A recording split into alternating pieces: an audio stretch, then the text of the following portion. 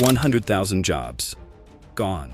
Not because of robots, not because of China, but because of a decision right here in Washington. In Evansville, Indiana, factory gates are locked. In Pittsburgh, smelters lie cold. In Ohio, layoff notices are landing in mailboxes like confetti at a funeral. This week, the president announced a staggering 50% tariff on all imported aluminum and steel. It was meant to protect American workers. Instead, it's crippling them. Aluminum, one of the most energy-hungry metals on Earth, can't survive in a country where electricity costs more than double what it does in Canada.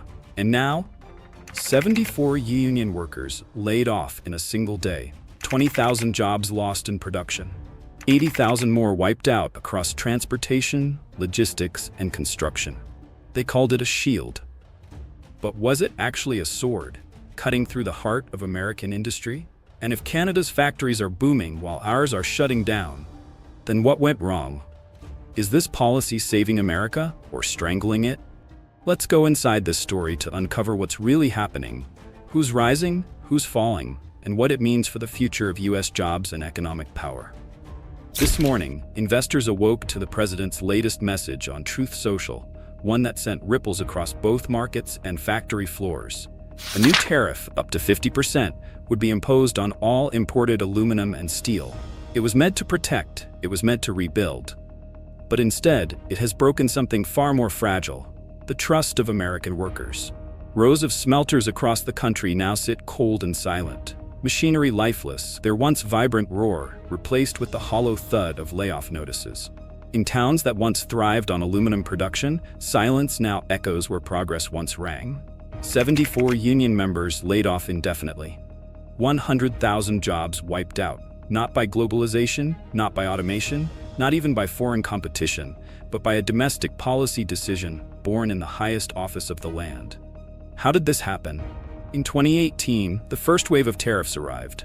A 10% import tax on aluminum, announced as part of a sweeping national security effort to reduce reliance on foreign metals. It was met with praise, hope, and applause. America first, they said. The plan was clear: revive domestic production, create stable, high-paying jobs, and secure critical supply chains. But now in 2025, the reality is grim. That 10% became 25%, and now, a staggering 50% import tax on aluminum, levied even on longtime allies like Canada. On the surface, this sounds like strength. In a speech delivered in Pennsylvania, the president declared, "We will bring back aluminum jobs stronger than ever." The crowd cheered. The headlines beamed. But behind those headlines, in the rusted remains of long-closed factories, a different story was already unfolding. Here's a reality few in Washington seem willing to confront. Aluminum production isn't just about policy, it's about power. Literal power. Producing aluminum is one of the most energy-intensive processes on Earth. Creating just 1 ton requires enough electricity to power a typical household for 6 months. And in the United States, that power isn't cheap. In fact, it's among the most expensive in the developed world. Compare that with Canada, where provinces like Quebec have tapped into vast supplies of clean, affordable hydroelectric power. Industrial electricity there can cost as little as 4.5 cents per kilowatt hour. In the US, it's often more than double that, and surges even higher during peak demand.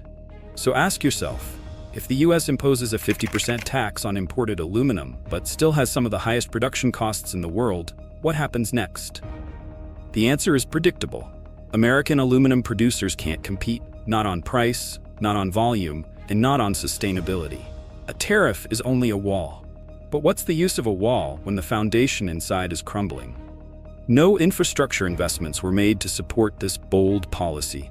No national plan to revive old smelters, no subsidies for affordable industrial electricity, no coordinated effort to bring the aluminum workforce back online. And so, predictably, the strategy failed. Even Alcoa, one of the last great names in American aluminum, has hesitated to restart shuttered facilities. Their CEO, Bill Oplinger, put it bluntly, "You can't restart a smelter just on promises. We need cheap, stable electricity." So here we are. Higher tariffs, no new jobs, and a growing sense of betrayal in the very communities this policy was supposed to uplift. And that betrayal runs deep. These weren't just economic strategies, they were campaign promises. Entire towns, states, and regions voted on the belief that manufacturing would return, that their livelihoods would be restored. But instead of opening doors, the policy has slammed them shut. And the question we must now ask is unavoidable. Was this a protective shield, or was it a political smokescreen? What's even more concerning is the cascading effect this policy is now triggering. Aluminum isn't just a commodity, it's the backbone of dozens of industries. Cars, construction, machinery, packaging, every one of these sectors depends on a stable supply of affordable aluminum. And when the price of that raw material rises, so do the costs across the board. Manufacturers slash output, companies freeze hiring, small businesses delay expansion. And workers, the very people this policy claimed to protect, find themselves out of a job. Is this what economic nationalism looks like? A landscape of layoffs and shuttered plants, a nation taxing itself into stagnation? And while America stumbles, Canada climbs. Quietly, steadily, and strategically. With cleaner energy, cheaper production, and a more stable investment environment, Canadian aluminum producers are gaining global market share.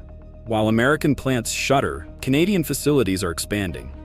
While American workers receive pink slips, Canadian workers receive promotions. How did we let this happen? Did we underestimate our neighbors? Or did we overestimate ourselves?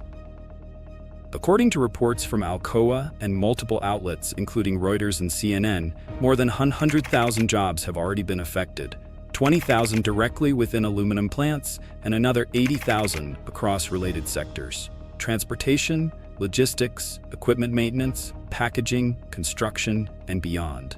And those numbers may still be conservative. When one industry collapses, it rarely falls alone. It brings down the scaffolding around it. The subcontractors, suppliers, distributors. The ripple effect becomes a wave. And here's the deeper problem. This isn't just about aluminum.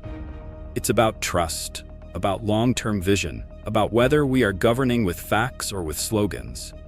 What does it say about a nation when policies are made for applause lines, not supply chains? And if a tariff causes more job losses than foreign competition ever did, can it still be called protectionism?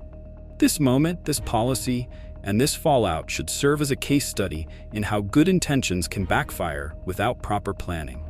Tariffs may boost headlines, but without real infrastructure, without energy reform, without long-term industrial policy, they are just fireworks. Bright, loud, and ultimately short-lived. So where does America go from here? Can we afford to keep playing this game of economic whack-a-mole, taxing problems without addressing root causes? Or is it finally time for a real industrial policy, one that focuses on energy, efficiency, and sustainable manufacturing? One that doesn't just wall off competition, but builds something strong within? And most of all, can American workers trust Washington to keep its promises? Because right now, the people paying the price for these policies aren't bureaucrats or politicians. They're factory workers in Evansville, truck drivers in Ohio, maintenance crews in Pittsburgh. They're the ones holding the layoff letters. They're the ones watching another promise dissolve into disappointment. Was this a bold stand for national security, or a political misstep that sacrificed livelihoods for optics?